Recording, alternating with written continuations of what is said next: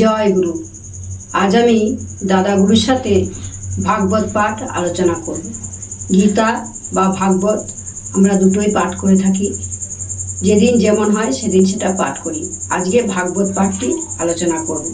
শ্রীমদ্ ভাগবত মাহাত্ম্য স্বয়ং ভগবান কর্তৃক ব্রহ্মার প্রতি কথিত, সেটি থেকে আমরা প্রথম শুরু করছি আজকের থেকে ভাগবত।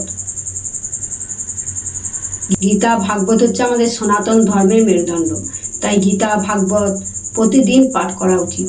আমাদের সময় মতো আমরা পাঠ করতে পারি না, তাই আমরা যদি মোবাইলটা চালিয়ে দিই তাহলে শোনাতেও কাজ হয়। শ্রবণং মঙ্গলম, যে শোনাতেও কাজ হয়, যে বক্তা সে বলে তারও মঙ্গল, যে শ্রবণ করে তারও মঙ্গল। আমরা এগুলো অনেক কষ্ট করে শিখেছি। গীতা ভাগবতটা অনেক দূরে গিয়ে পড়ে এক দিদিমণির কাছ থেকে অল্প অল্প করে শিখেছি। সংস্কৃত উচ্চারণগুলো অনেক কষ্ট করে করে ভেঙে ভেঙে তারপরে শিখেছি। তো পড়তে এখন ভালোই লাগে। সংস্কৃত উচ্চারণটা করে পড়লে পরে তার একটা আলাদা অনুভূতি হয়। তো যাই হোক, আমি দাদা গুরুর সাথে আমি আজকে পাঠ করছি। মহাত্মম স্বয়ং ভগবান কর্তৃক ব্রহ্মার প্রতি কথিত শ্রীমদ্ভাগবতং নাম পুরাণং লোকবিশ্রুতং শ্রীনদ্বয়যুক্তম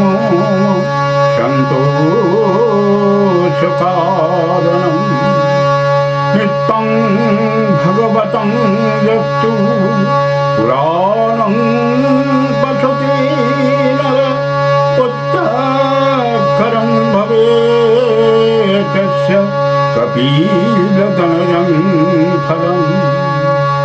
এখানে শ্রীমদ্ ভাগবতের মাহাত্ম্য বলেছে যে শ্রীমদ্ ভাগবত পড়লে এবং ঘরে থাকলে কি তার ফল হয়। লোকবিখ্যাত শ্রীমদ্ ভাগবত পুরাণ প্রতিদিন শ্রদ্ধালু চিত্তে শ্রবণ করা উচিত। এর দ্বারা আমার প্রভূত সন্তুষ্ট হয়। যে ব্যক্তি প্রতিদিন ভাগবত মহাপুরাণ পাঠ করে সে প্রতিটি অক্ষরের উচ্চারণের সাথে সাথে কপিলা গোদানের পুণ্য অর্জন করে। শ্লোকরদং শ্লোকবদ্ধং বনিত্যং ভগবতো দিববং পঠতে শৃণুয়াদৃষ্টু গো সহস্রফলং লভে যো পঠ্যত পঠতো নিত্যং শ্লোকং ভগবতং শ্রুতো অষ্টাদশ পুরাণানাং ফলমপ্নতি মানবঃ। যে মানুষ প্রতিদিন অর্ধেক বা 1/4 ভাগবত শ্লোক পাঠ বা শ্রবণ করে তার 1000 গোদানের ফল লাভ হয়। হে পুত্র, পবিত্র চিত্ত হয়ে যে প্রতিদিন ভাগবতের একটি শ্লোক পাঠ করে তার অষ্টাদশ পুরাণ পাঠের ফল প্রাপ্তি হয়। নিত্যং মম কথা যত্তত্তিষ্ঠতি বৈষ্ণবা কলিবজ্জনরত্তে বৈ যৌচয়ন্তি সদা বৈষ্ণবানাং তু সত্তানি যৌচয়ন্তি গৃহে মম সর্বপাপ বিনির্মুক্তা ভবন্তি সুরবন্দিতা। নিত্য যেখানে আমার কথা হয় সেখানে বিষ্ণু, পার্ষদ, প্রহ্লাদ প্রমুখ উপস্থিত থাকেন। আমার এই ভাগবত শাস্ত্রের যে প্রতিদিন পূজা করে সে কলির প্রভাব থেকে মুক্ত থাকে, তার উপরে কলির কোনো অধিকার থাকে না। যে মানুষ নিজের ঘরে বৈষ্ণব শাস্ত্রের পূজা করে সে সর্বপাপ মুক্ত হয়ে দেবতাদের দ্বারা বন্দনীয় হয়। যোচয়ন্তি নিত্যং সত্যং ভগবতং খলু অস্ফুটোয়ন্তি বলবন্তি দেশং পীত ভবানঃ যাবদ্দিনানি হে পুত্র সত্যং ভগবতং গৃহে तावत् पिबन्ति पितरो क्षीरं शर्पीश मधु। হে পুত্র, মানুষ যতদিন পর্যন্ত তার ঘরে ভাগবত শাস্ত্র রক্ষা করে, তার পিতৃপুরুষগণ ততদিন পর্যন্ত দুধ, ঘি, মধু ও স্বাদু পানীয় পান করেন। यच्छन्ति वैष्णवा भक्तसत्त्वं भगवतं ईशे कल्पकोटिसहस्राणि मम लोकवसन्ति ते। यो वचन्ति सदा ते सत्त्वं भगवतं नर अनीतस्तत्र विबुधा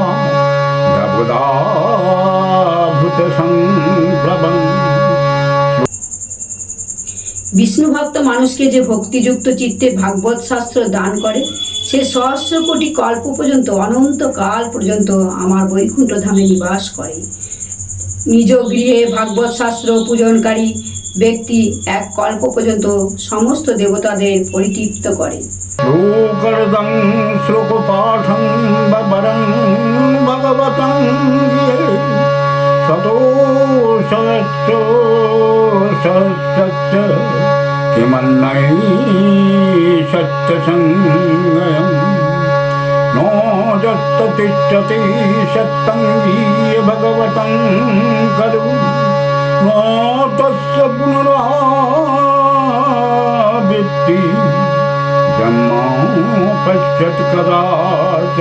নিজ গৃহে ভাগবতের অর্ধ 1/4 শ্লোকও যদি থাকে, তবে তার কাছে অনন্য শত সহস্র গ্রন্থের সংগ্রহ তুচ্ছ। কলিযুগে যার গৃহে ভাগবত শাস্ত্র না থাকে, যম পাশ থেকে তার কখনো মুক্তি নেই। ভগবতং করু তিষ্ঠতি যস্য সাপদাদধিকো হিসা সর্বস্য নাপি লোকস্য কর্তব্যো সত্যসঙ্গ বৈষ্ণবস্তু সদা ভক্তা তুষ্টরতং মম পুস্তক। এই কলিযুগে যার গৃহে ভাগবত শাস্ত্র নেই, তাকে কি বৈষ্ণব বলা যায়? সে তো চণ্ডালেরও অধম। হে লোকেশ ব্রহ্মা বৎস, আমার নিত্য সন্তুষ্টির জন্য সর্বসেব বিনিময়ে মানুষের বৈষ্ণব শাস্ত্রে সংগ্রহ করা উচিত। যত্ত যত্ত ভবেৎ পুণ্যং সত্যং ভগবতং খলু তত্ত তত্তু সদৈবাহং ভবামীতি পদস্যূষা। তত্তু সর্বাণি তীর্থানি নদীনো দশরাংশি চ যজ্ঞো সপ্তপুরী নিত্যং পুণ্যসর্বশিলোচ্চয়া। এই কলিযুগে যেখানে পবিত্র ভাগবত শাস্ত্র রক্ষিত থাকে, দেবতাদের সাথে নিয়ে আমি সর্বদাই সেখানে উপস্থিত থাকি। শুধু তাই নয়, সেখানে গঙ্গাদি নদী, ব্রহ্মপুত্রাদি নদ ও মানসাদি সরোবররূপ প্রসিদ্ধ সকল তীর্থ বাস করে। সম্পূর্ণ যজ্ঞ, মুক্তিদাত্রী, অযোধ্যাতি, সপ্তপুরী এবং পাবন পর্বতসমূহ সেখানে সতত নিবাস করে। শ্রোতব্যং মম সত্যং যশধর্মং জয়ার্থিনা পাপক্ষয়র্থং লোকস্য মোক্ষর্থং ধর্মং বুদ্ধিনা। শ্রীমদ্ভগবতং পুরাণমায়ুരോগপুষ্টিদং পাঠশ্চ বনজবাপি সর্বপাপৈ প্রমুচ্যতে। হে লোকেশ, যশ, ধর্ম, বিজয় প্রাপ্তির জন্য এবং পাপ ক্ষয়, মোক্ষ প্রাপ্তির জন্য ধার্মিক মানুষের সদাই আমার ভাগবত শাস্ত্র শ্রবণ করা উচিত। এই পাবন শ্রীমদ্ ভাগবত পুরাণ আয়ু, আরোগ্য ও পুষ্টিদাতা। এই শাস্ত্র পাঠ অথবা শ্রবণে মানুষ সকল রকম পাপ থেকে মুক্ত হয়ে যায়। শ্রীমদ্ভগবতং পরং সত্যং সত্যং হি লোকেশ তেষাং স্বামী সদা মম। গচ্ছন্তি সদা মত্তশক্তুং ভগবতং সুত একদর্শং বিশেষেণ নাস্তি পাপরতো তত। হে লোকেশ, এই পরম উত্তম ভাগবত যে শ্রবণ না করে আর শুনলেও যে আনন্দিত হয় না, যমরাজই তাদের প্রভু। তারা সর্বদাই যমরাজের বশে থাকে। আমি এ কথা সত্য করে বলছি। হে পুত্র, যে মানুষ সদাই বিশেষত একাদশী তিথিতে ভাগবত শ্রবণ না যায়, তার মতো পাপী আর কেউ নেই। ভগবতং চাপি শোকরদং পদমেব वा লিখিতং তিষ্ঠতি যস্য তস্য বসামহঃ। সর্বৌষয়া বিগমনং সর্বতীর্থো ভগামহং। नो तदपवनं नित्यं श्रीमद्भगवतं यथा। যার ঘরে ভাগবতের একটি শ্লোক, অর্ধেক শ্লোক অথবা শ্লোকের একটি পাদ লেখা থাকে, তার ঘরে আমি নিবাস করি।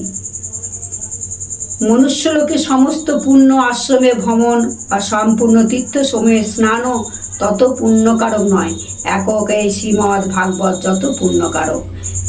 उत्थाय प्रणयद्देवै श्रीमद्भगवतं नर धनोपुत्तं तथा दारं भक्तिं चोपददामहं। महाराज पचारतु श्रीमद्भगवतं सुत शृण्वन्ति जनरा वक्तचित्तं वत्स्य भवामहम्। मत्सर्वेषु सर्वेषु श्रीमद्भगवतं परं शृण्वन्ति जनरा भक्ता ममोपेत्यै च सुब्रत। वस्तूयलङ्कारण्यै पुष्पधूपोपहारकै वशीकृत्ययं तिष्ठो सौतिष्ठ्या सत्पतिर्यथा। ॐ श्रीमद्भगवद्माहात्म्यं समत्तमम्। হে চতুর্মুখ, যেখানে সেখানে ভাগবত কথা পাঠ হয়, বৎসপ্রিয়া গাভীর মতো আমি সেখানে সেখানে গমন করি। যে আমার এই ভাগবত কথা পাঠ করে, যে সদাই ভাগবত কথা শ্রবণ করে, আর আমার এই কথা শুনে যে হৃদৃক প্রীতি লাভ করে, তাকে আমি কখনো ত্যাগ করি না। হে পুত্র, যে ব্যক্তি এই পরম পুণ্যময় শ্রীমদ্ ভাগবত শাস্ত্র দেখে নিজের আসন থেকে উঠে না দাঁড়ায়, তার 1 বছরের অর্জিত ধর্মকর্মের সমস্ত পুণ্যই নষ্ট হয়ে যায়। শ্রীমদ্ ভাগবত গ্রন্থ দেখে যে প্রত্যুক্ষান প্রণাম ইত্যাদির দ্বারা তাকে সম্মান প্রদর্শন করে, তাকে দেখে আমি অনুপম আনন্দ লাভ করি। যে দূর থেকে শ্রীমদ্ ভাগবতকে দর্শন করে, তার সামনে যায়, সে প্রতি পদক্ষেপে অশ্বমেধ যজ্ঞের পুণ্য লাভ করে, তাতে কোনো সন্দেহ নেই। যে ব্যক্তি শ্রীমদ্ ভাগবতকে দর্শন করে দাঁড়িয়ে তাকে প্রণাম করে, তাকে আমি ধন, স্ত্রী, পুত্র আর আমার ভক্তি অর্পণ করি। পুত্র, মহারাজোচিত সামগ্রী সময়ে যুক্ত হয়ে ভক্তি ভরে যে শ্রীমদ্ ভাগবতের কথা শ্রবণ করে, আমি তার বশীভূত হয়ে যাই। হে সুব্রত, যে ব্যক্তি পার্বণ সম্বন্ধীয় সমস্ত উৎসবাদিতে আমার প্রসন্নতার জন্য বস্ত্র, অলঙ্কার, পুষ্প, ধূপ ইত্যাদি অর্পণ করে, পরম উত্তম শ্রীমদ্ ভাগবত প্রাণ ভক্তি ভরে শ্রবণ করে, পতিব্রতা রমণী যেমন সচ্চরিত্র স্বামীকে বশীভূত করে, ওই ব্যক্তি আমাকে সেই রকম নিজেই বশীভূত করে রাখে। জয় গুরু। ভাগবতের কি মহিমা, ভাগবতের মাহাত্ম্যটা বলছে। ভাগবত থাকলে, ঘরে থাকলে কি হয়, শ্রবণ করলে কি হয়, পাঠ করলে কি হয়, কি সুন্দর তার বর্ণনা। এবার পরপর সুন্দর বর্ণনা আছে শ্রীমদ্ ভাগবতে।